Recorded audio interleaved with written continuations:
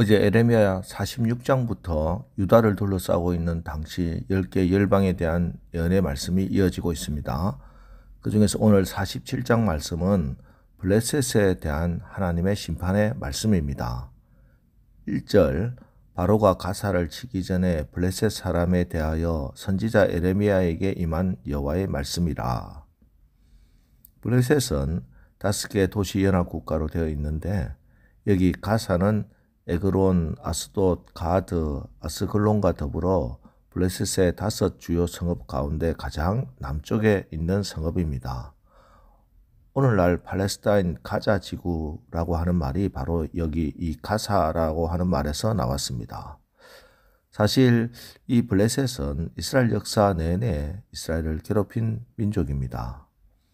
여호수아가 가나안 땅을 점령할 때 단 지파에게 분배되었지만 단 지파가 지중해 연안에 가장 좋은 이 지역에 있던 블레셋을 두려워하여 점령하기를 포기하고 저기 가나안 제일 북쪽으로 거처를 정한 후에 사사시대 내내 이스라엘을 괴롭히고 다윗 왕 때 잠깐 정복되었다가 그 후로도 늘 가시와 같은 존재였습니다.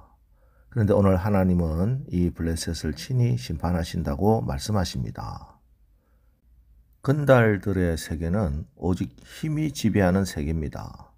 건달들이 모여서는 가장 강한 자가 그들의 우두머리가 됩니다. 하지만 그 우두머리가 지배하는 시간은 그렇게 길지 않습니다. 왜냐하면 더 강한 자가 나타나면 그 자리를 내어주고 내려와야 하기 때문입니다. 그리고 또 그 내려온 자는 그 조직을 떠나든지 그렇지 않으면 그 조직에 남아있기 위해서는 굴욕과 수치와 모욕을 다 감당해야만 합니다. 이건 비단 건달들의 세계뿐만 아니라 하나님 없이 살아가는 사람들, 즉 힘을 자기 인생의 최고의 가치로 두고 살아가는 세상의 모든 조직에서 공통적으로 일어나는 일입니다. 돈이든 권력이든 인기든 모든 것이 다 마찬가지입니다. 더 높은 곳으로 올라가서 더 큰 것을 지려고 하지만 그 자리에 최고의 자리에 올라갈수록 더 불안합니다. 언제든지 떨어질 수밖에 없기 때문이지요. 이게 하나님 없이 사는 세상이 살아가는 방법입니다. 오늘 본문의 블레셋이 그런 나라의 이야기입니다. 하나님께서 강력한 나라였던 블레셋을 더 강한 나라 바벨론을 통해서 심판하시고 멸망시킵니다. 2절, 보라, 물이 북쪽에서 일어나 물결치는 시내를 이루어 그 땅과 그 중에 있는 모든 것과 그 성읍과 거기에 사는 자들을 휩쓸리니 사람들이 부르짖으며 그 땅 모든 주민이 울부짖으리라. 물이 북쪽에서 일어난다. 여기 북쪽은 바벨론을 가리킵니다. 물이 북쪽에서 일어나 모든 자들을 칠 것이라. 지금까지 블레셋은 그들이 살아가는 그 땅 지경에서는 당할 자가 없는 강력한 힘을 자랑했습니다. 하지만 더 강력한 바벨론이 북쪽에서 일어나면은 블레셋을 가만히 두지 않고 내려와서 쓸어버릴 것이라는 말씀입니다. 그들의 피해의 범위가 어디까지인가? 4절, 이는 블레셋 사람을 유린하시며 두로와 시돈에 남아있는 바 도와줄 자를 다 끊어버리시는 날이 올 것임이라. 여호와께서 갑돌 섬에 남아있는 블레셋 사람을 유린하시리라. 블레셋 사람뿐만 아니라 블레셋을 중심으로 해서 지중해 연안 북쪽에 있는 두로와 시돈까지 다 치실 것입니다. 여기 두로와 시돈은 블레셋의 보급로의 역할을 감당했던 나라였습니다. 그래서 하나님이 블레셋뿐만 아니라 보급로인 두로와 시돈까지 완전히 멸절시킨다고 말씀하십니다. 그리고 블레셋 사람들의 군사적 본거지가 되었던 갑돌, 이 갑돌은 지금의 크레타 섬인데 이 갑돌까지 하나님께서 완전히 바벨론의 말발굽에 짓밟히도록 하시겠다는 것입니다. 그리고 구체적으로 블레셋의 도시 이름을 하나하나 언급하십니다. 5절, 가사는 대머리가 되었고 아스글론과 그들에게 남아있는 평지가 잠잠하게 되었나니 내가 내 몸 배기를 어느 때까지 하겠느냐.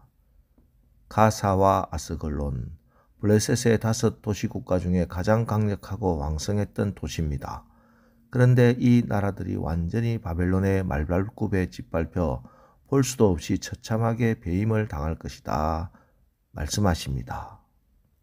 블레셋이 어떤 나라입니까? 아브라함 때부터 약탈을 일삼았던 나라입니다. 유목민이었던 아브라함이 블레셋 지경까지 내려갔을 때 아브라함이 가지고 있던 것을 빼앗기를 주저하지 않았습니다. 특히 이삭은 블레셋 지경에 내려가다가 그곳에서 우물을 3번이나 빼앗기는 고초를 겪어야만 했습니다.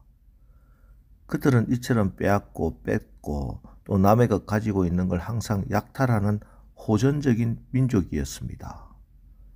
그리고 하나님께서 이스라엘 백성들을 출애굽시킬 때에도 블레셋 사람들이 워낙 호전적이었기 때문에 이스라엘 백성들과 전쟁을 하면 이스라엘 백성들이 그것을 견디지 못하고 다시 애굽으로 돌아갈까 하여 지중해 연안길을 피하게 할 정도였습니다.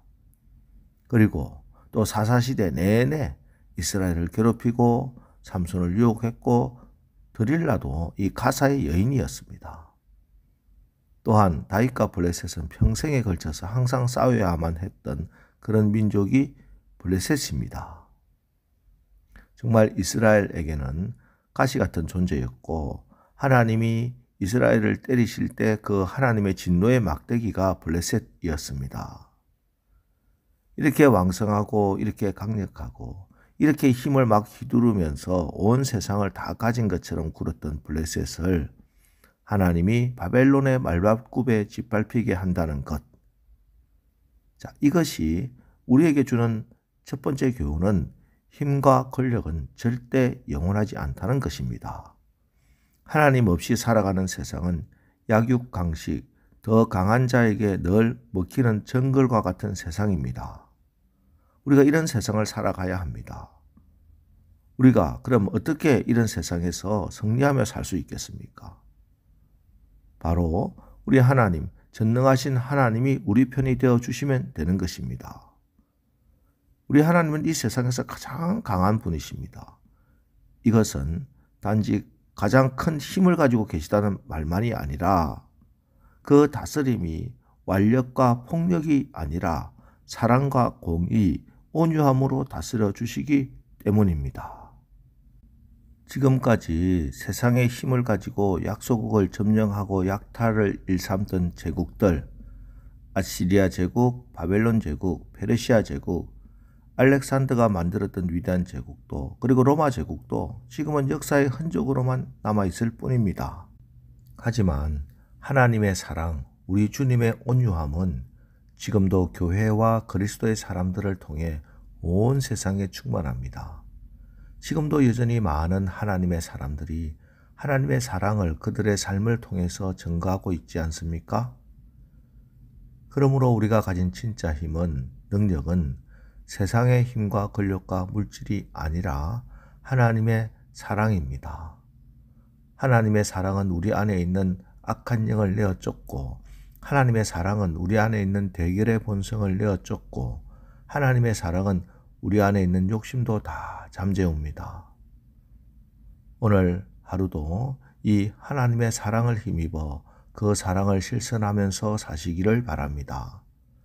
내가 받은 이 하나님의 사랑을 주변 이웃에게 나누어 주고 약한 자들 살피고 섬기는 하나님의 백성 되기를 바랍니다. 하나님의 사랑이 온 세상 모든 권력과 폭력을 이기고 죽음까지 이기시고 나를 살렸듯이 나도 하나님의 사랑의 통로가 되어서 이 악한 세상을 정복하고 이기고 죽어가는 모든 것들을 살리는 생명의 삶을 사는 그런 복되고 은혜로운 하루 보내시기를 주님의 이름으로 축원합니다. 기도하겠습니다. 하나님, 지금 이 세상은 힘을 가진 자들이 그 권력을 막 휘둘러 세상이 어지럽고 약한 자들이 살기가 너무 힘든 시간을 지내고 있습니다. 그러나 아무리 저들이 많은 힘을 가진다 하더라도 더 강한 자 앞에 부서지고 비굴해질 수밖에 없음을 오늘 블레셋의 마지막을 통해서 깨닫습니다. 우리가 이 세상에 가장 강하신 하나님의 사람으로 살아났으니 우리 주변의 물질에, 건강에, 사랑에 상처 입은 이웃들 위하여 눈물로 애통해하는 마음으로 기도하는 긍휼을 베푸는 자비의 자들이 되게 하옵소서. 우리에게 어떤 교만함도 침범하지 못하게 성령으로 덮어주시고 겸손하신 그리스도의 마음을 본받아 날마다 하나님의 인도함을 받게 하옵소서. 예수님의 이름으로 기도합니다. 아멘. 자, 이제 오늘 말씀을 붙들고 주여 오늘 하루도 하나님의 사랑의 다스림을 받아 하나님의 사랑의 통로로 살아 우리의 삶 가운데 하나님의 뜻을 이루며 살게 하옵소서. 우리 합심해서 기도하고 나가겠습니다. 우리 기도하겠습니다.